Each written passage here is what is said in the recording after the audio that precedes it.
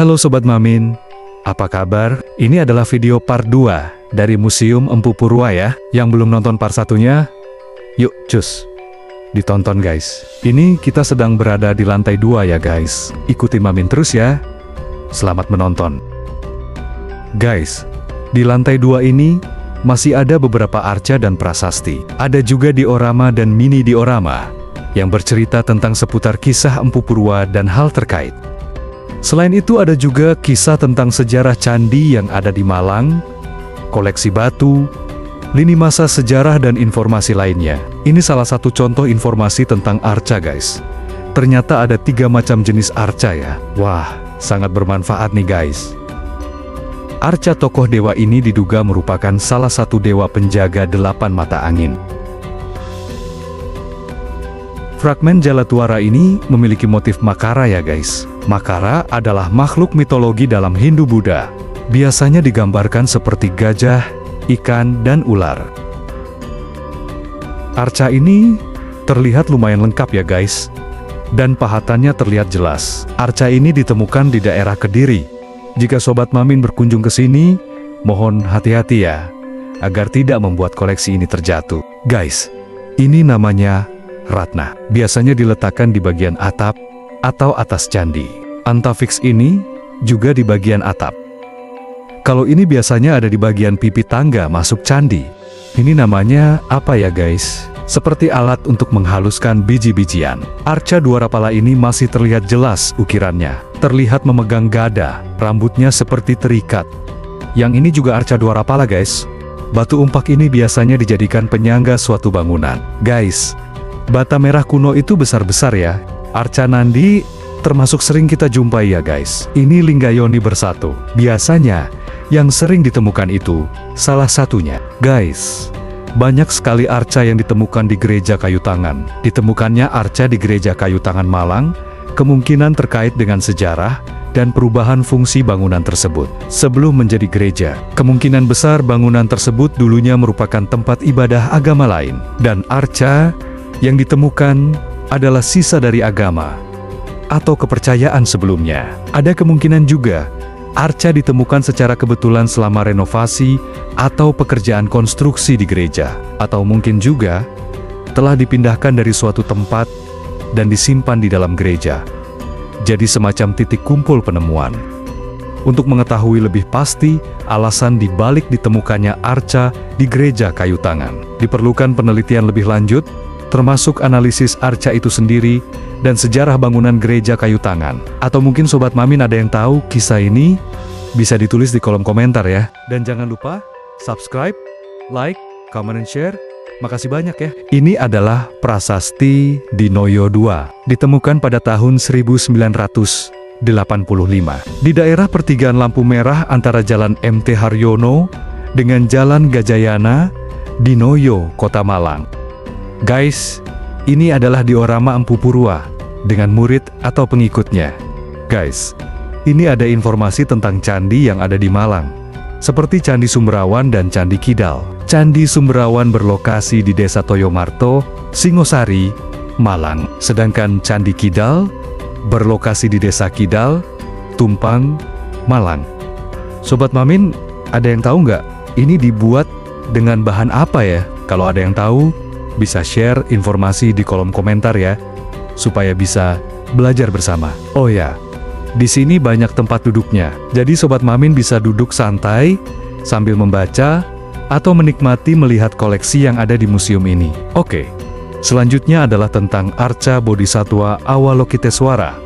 Ditemukan di sekitar Candi Singhasari, digambarkan dalam posisi berdiri, mengenakan perhiasan. Arca tidak utuh karena bagian bawahnya hilang atau patah. Sandarannya berhias angsa, makarna, dan singa. Ini adalah arca Dewi Sri atau Laksmi yang diidentikan dengan Dewi Kesuburan. Arca ini ditemukan di daerah Jodipan, Malang. Lini masa adalah sebuah representasi visual atau infografis yang menampilkan urutan peristiwa atau kejadian secara kronologis, biasanya dalam bentuk garis atau diagram. Candi Jago terletak di Tumpang, Malang. Nama Candi Jago sebenarnya berasal dari kata Jajagu yang artinya keagungan. Candi Jago didirikan pada masa kerajaan Singhasari. Candi Singhasari merupakan candi Hindu-Buddha peninggalan bersejarah dari kerajaan Singhasari yang berlokasi di Kelurahan Candirenggo, Singosari, Kabupaten Malang. Sobat Mamin sudah pernah main ke Candi Singhasari? Guys, ini adalah batu yang berbentuk kuncup teratai, ditemukan di Candi Badut. Biasanya dijadikan ornamen bangunan suci Hindu-Buddha. Bunga teratai dianggap sebagai bunga yang erat kaitannya dengan penciptaan dewa-dewi. Batu berbentuk bulat tersebut bernama batu pelor. Belum diketahui apa fungsi dari batu tersebut. Kalau ini disebut batu pipisan. Fungsinya untuk menghaluskan ramuan obat. Ini adalah ragam hias kala, salah satu ornamen candi. Bercorak muka kepala raksasa di ambang pintu masuk Candi Jawa, periode Hindu. Situs dalam konteks kebudayaan, artinya adalah tempat yang memiliki peninggalan bersejarah. Arca ini dibuat pada zaman Kerajaan Kediri. Ini hanya ada satu di Indonesia. Terlihat adanya bulan sabit pada tengkuk arca, dan tangannya membawa bunga teratai. Guys, ini adalah penampakan dari sekumpulan mini diorama yang ada di Museum Empu Purwa. Seperti apa kisahnya? Yuk, simak terus ya guys. Ken Dedes adalah putri Empu Purwa. Tunggul Ametung adalah Aku Tumapel. Dia sangat menyukai Ken Dedes. Hingga pada suatu ketika, menjelang pagi, dia menculik Ken Dedes ketika ayahnya sedang bertapa. Warga setempat yang melihat kejadian itu hanya diam. Diketahui bahwa Ken Dedes berasal dari Panawijen, yang sekarang disebut Polowijen. Ketika sore hari tiba, Empu Purwa pulang ke rumahnya, dan betapa terkejutnya karena putrinya hilang. Tidak lama kemudian, ada seorang warga yang memberitahunya bahwa putrinya telah diculik Aku Tumapel. Empu Purwa pun murka dan mengutuk seluruh kampung kekeringan. Sesaat kemudian, sumur dan sungai sekitar menjadi kering. Empu Purwa juga mengutuk penculik putrinya agar tewas tertusuk keris. Ken Dedes telah diramalkan bahwa dia akan menurunkan para raja Jawa. Di sisi lain, seseorang bernama Ken Arok juga sangat menyukai Ken Dedes. Mendengar bahwa Ken Dedes telah dijadikan istri oleh Tunggul Ametung, Ken Arok berniat untuk merebutnya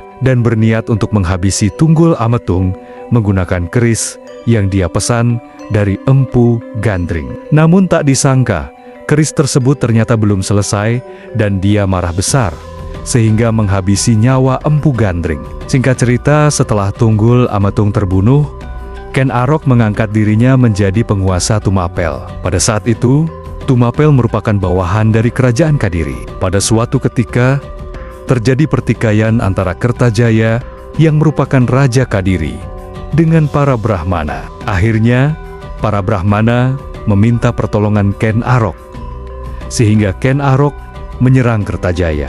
Ken Arok memimpin pasukan Tumapel menyerang Kadiri. Puncak peperangan terjadi di dekat desa Ganter, wilayah timur Kediri. Pada pertempuran ini, pihak Kadiri kalah dan Kertajaya diberitakan tewas. Kekalahan ini menyebabkan runtuhnya Kerajaan Kadiri dan dimulainya Kerajaan Tumapel, serta pendirian pemerintahan dinasti Rajasa. Kisah Kutaraja yang kini dikenal sebagai Kota Malang berkaitan erat dengan sejarah Kerajaan Singhasari. Kutaraja merupakan ibu kota awal kerajaan tersebut. Kutaraja didirikan di daerah dekat aliran sungai, karena pada waktu itu aliran sungai merupakan bagian penting bagi kehidupan dan juga sebagai sarana transportasi. Kutaraja dipilih karena letak geografisnya dan juga karena ditemukan artefak seperti gua pertapaan, arca, batu candi, dan lainnya. Pada saat Wisnuwardana bertahta, dia memindahkan ibu kota kerajaan Tumapel dari Kutaraja ke Singhasari karena alasan politik dan militer. Kutaraja, ibu kota kerajaan Tumapel sebelumnya, dianggap tidak strategis dan rentan terhadap serangan dari berbagai pihak. Sementara Singhasari memiliki posisi yang lebih kuat dan strategis. Wisnuwardana, sebagai Raja Singhasari ketiga, terkenal dengan ekspansi militer dan diplomasi yang berhasil memperluas kekuasaannya di berbagai daerah. Ia dikenal sebagai sosok raja yang ambisius dan mampu mempertahankan kekuasaan kerajaan Singhasari. Wisnuwardana berhasil membawa kerajaan Singhasari mencapai puncak kejayaannya. Ekspedisi Pamalayu terjadi sebanyak 2 kali. Yang pertama pada tahun 1275 dan yang kedua tahun ke-1286. Ekspedisi ini bertujuan untuk memperluas pengaruh Kerajaan Singasari ke wilayah Sumatera, khususnya Kerajaan Melayu atau Dharmasraya. Dampak positif yang dihasilkan dari ekspedisi tersebut adalah meningkatkan hubungan baik, memperkuat ekonomi Singasari, dan mengukuhkan dominasi Singasari di Nusantara. Dampak negatifnya adalah menciptakan kekosongan pasukan di ibu kota Singasari. Kekosongan pasukan di ibu kota Singasari mengakibatkan rajanya, yaitu Kertanegara, tewas pada tahun 1292, diakibatkan oleh pemberontakan Jayakatwang, Bupati Gelang-Gelang, yang menurut prasasti Mula Malurung merupakan ipar, sekaligus besannya sendiri, dan menjadi sebab runtuhnya Kerajaan Singhasari. Hal ini mengakibatkan lepasnya beberapa daerah kekuasaan. Dengan runtuhnya Singhasari, maka pemerintahan Wangsa Rajasa kemudian diteruskan oleh menantunya, yaitu Raden Wijaya, dengan mendirikan Kerajaan Majapahit pada tahun 1293. Oke guys, sekian dulu review Museum Empu Purwa ya. Jangan lupa subscribe, like, comment, and share. Terima kasih sudah menonton. See you, bye-bye.